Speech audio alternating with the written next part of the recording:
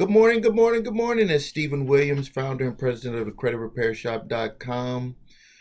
In today's video, we're going to talk about statute of limitations because it's very important because of what we're seeing on the market, on how people are being, I would say, confronted with old debts, and they think that they have to pay them because an attorney is coming after you. It's like a bait and switch. You don't have to pay these old collections. You do not have to pay these old collections, but there's things that you instantly do that can reauthorize that and make you have to pay it. I'm also going to answer some of the questions that we have here. For the last few days, I've been away. It's been very busy, so I apologize. Had some medical appointments for my wife. And so it just very busy, but I promise that I will get back on my videos, and I'm going to make 2 of them today that will catch me up for the week, or I might even make 3. You never know. I might make one over the weekend. But let's talk about first with collections. A person that I just sent an answer to on YouTube. They have an old collection. Well, an attorney sent the letter to them. They responded, which very good. I congratulate you for responding. They asked for verification of the debt. Debt collector sent back information verifying the debt. Some of the documents, I don't know exactly what they sent back. But she also mentioned that the debt was back from 2008. So the first thing that comes to my mind was first, what you should do is you should always, when you get a letter from a debt collector, look at who originally had that debt. Then you need to go to your credit reports and look at when that charge off was on that debt. If you don't have your credit reports, please click the link below this video. Go to www.your3scores.com.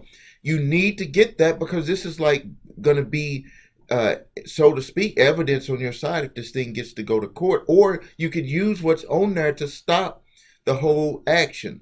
So pay a little bit of money now to stop all the headaches and worries later. So once you look at that charge-off date, if you know that that is past statute of limitations, she mentioned that the debt was back from 2008. So there's 2 ways that this could go.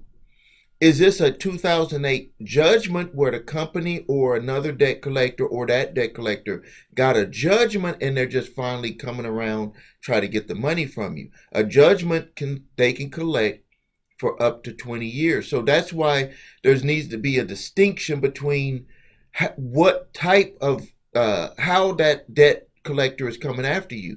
Is it just an old collection? Or is it an old collection stacked on top that's now a judgment? That takes it into another category. From the information that she had put on there on the comment, and I asked her, but it looks like it's not a judgment.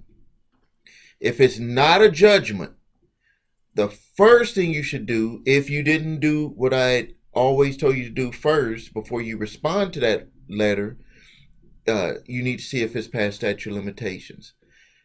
If it's back in 2008, by now, it's for every state, it's past statute of limitations to collect the debt.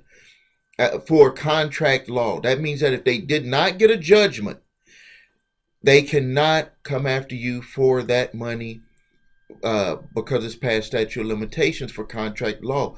You need to know the statute of limitations for your state. You can go to my website, thecreditrepairshop.com, go to my blog, type in statute of limitations. A list of them will come up for all of the states. When you know that it's past statute of limitations, you just have to write a simple letter. Listen to me. Simple letter. You put their name on there, the debt collector. You can even put the original creditor. And then you put regarding whatever account that they are trying to come after you for, put their account number. They might even have an original account number.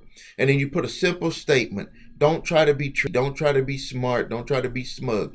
You just say, according to the laws in my state, put your state, this debt is past the statute of limitations for contract law. Please cease and desist all collection activities, or I will consider this harassment and notify the proper authorities. Who is the proper authority? Proper authorities is the Department of Financial Institution for your state, who handles the consumer problems or the consumer complaints, your state attorney general's office. So what you'll do is you'll put that on there, put your sign, sincerely yours or thank you, sign your name, put CC, when you do CC, and then you say state attorney general or Department of Financial Institution or consumer complaint department of whatever your state is. Put all three if you have all three in your state. Check online and see, do you have all three of those? That means that you're also sending them a copy and putting them on notice of what you just sent to that debt collector. Also send it to the original creditor. The debt will go away. You'll get a letter within a week saying that we cease and desist, an apology. You could actually, if you want to get an attorney, you could probably send that to an attorney, especially if they put that information on your credit reports. But if you just want to just get it done and over with, that's all you have to do. Now, let's move over. If it is a judgment, if it's a judgment, it puts it into a whole new classification. Because when it's a judgment, they've done everything to prove, even if it's a default judgment, in the eyes of the law, they've done everything to prove that the debt is yours. So if you want to go to what is the straight line to get this problem solved, what is the straight line? No curves, no going in circles, no worrying and having this thing go all the way into where you're just worrying about this forever, is to open up negotiations for settlement. When you start the communications, that does not mean that you're going to be settling the account, because then you can notify them of your financial situation. One of the questions that was on here, we have a couple someone is coming after them, and they are both on Social Security, and I think she said her husband is disabled. They're not going to be able to collect that money. In most states, I don't want to give you legal advice here, but in most states, it is against the law to collect any Social Security, any disability money. But what happens is people don't notify the debt collector, so they just keep coming after you as if you do have all this money, because they're not going to trust you to be truthful with them, just like you don't trust them to be truthful with you. So what you have to do is you call them up. Don't go into detail about your finances. You just say, I'm on disability, or me and my husband are on Social Security, and we will not be able to pay this collection. If the debt collector is collecting it for a company, I'm telling you 100% of the time they'll send it back, because they don't want to get involved in that. They do not, trust me. If they've purchased a debt, they gonna probably want you to prove your financial situation, which will be a simple worksheet, or really just proving that you're on disability and that you don't have disposable income because you're on Social Security. It's just so they can close out the file. It's not like it's something personal against you. It might seem like it is, but it's just to close out the file. So they say, okay, when the investors or the attorneys are looking at why these files didn't get taken care of, they open it up and it just says, oh, this is the reason why we didn't collect on this. Collection is a business, and they're not going to want to chase after money that they can't collect. But they're going to do their due diligence to see if there's reasons why they can't collect it. But trust me, when they can't collect the money, they just move on. They just move on. So that's the question and answers of the ones that really came to light. I'm still trying to set up a with Connie. Thank you, Connie. Uh, she is fighting this debt collection attorney all the way to the max. She won one easily.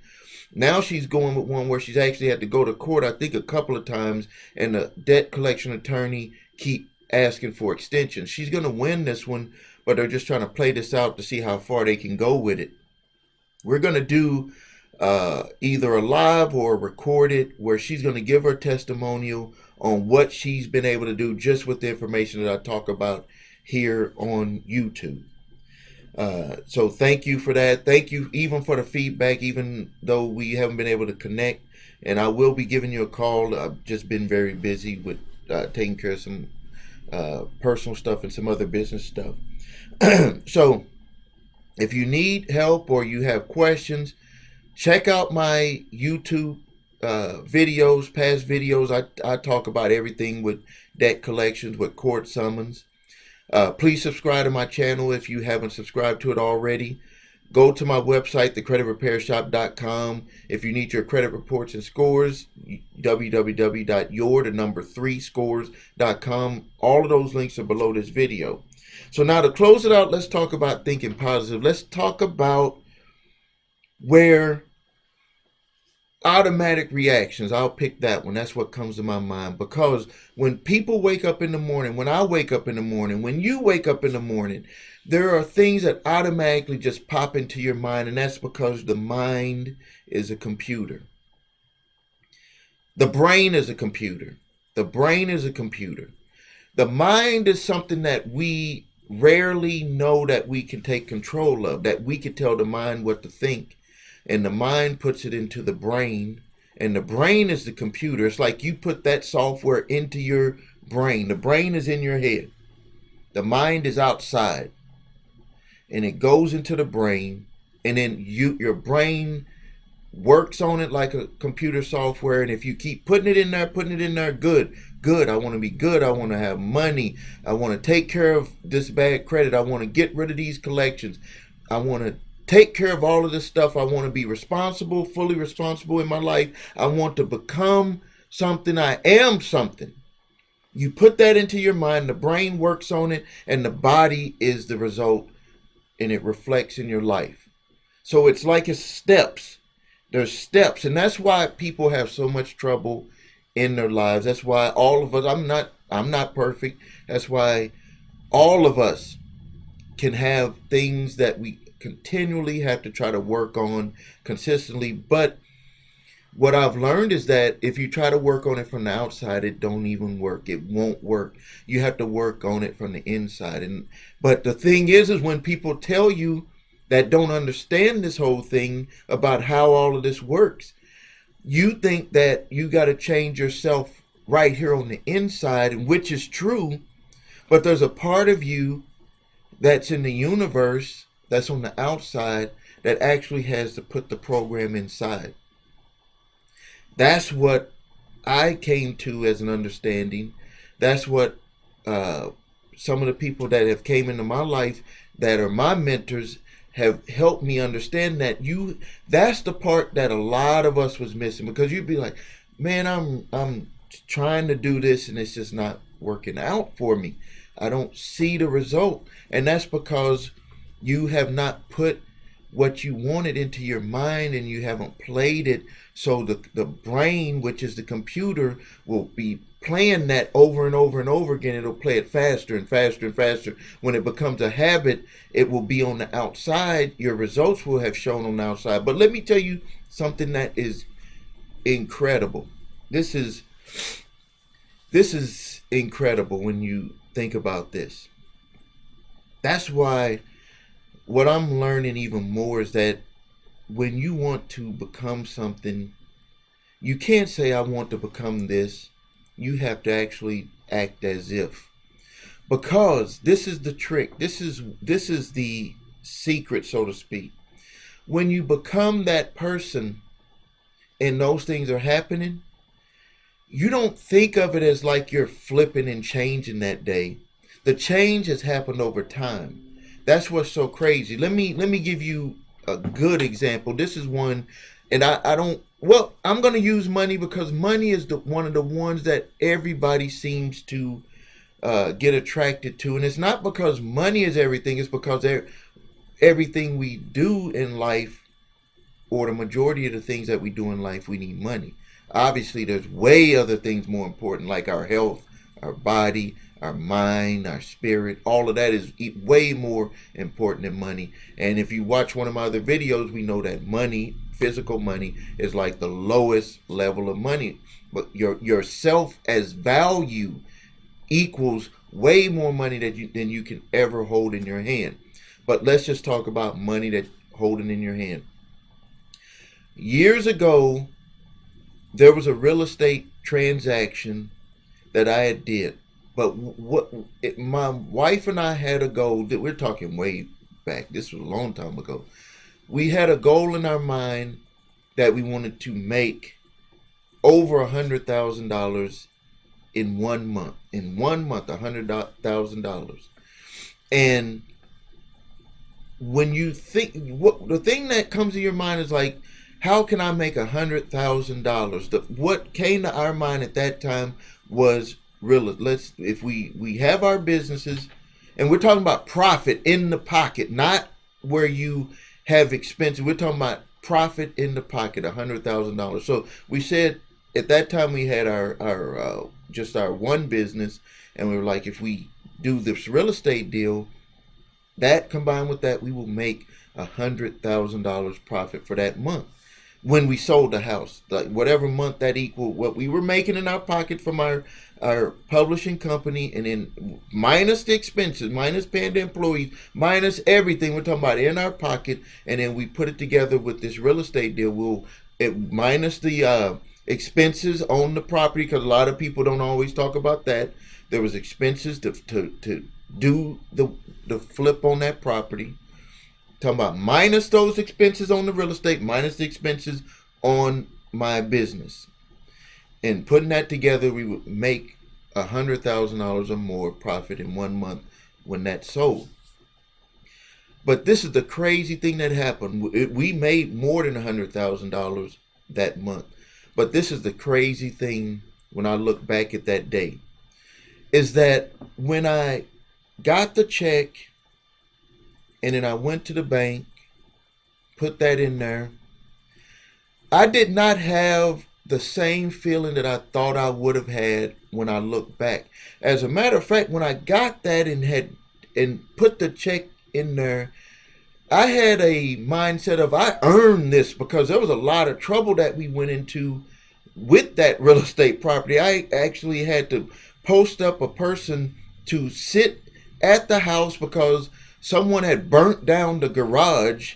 It was the garages in that neighborhood. Someone was burning down garages, and these garages in that neighborhood are separate from the house. And we had a nice 3-car garage on that house.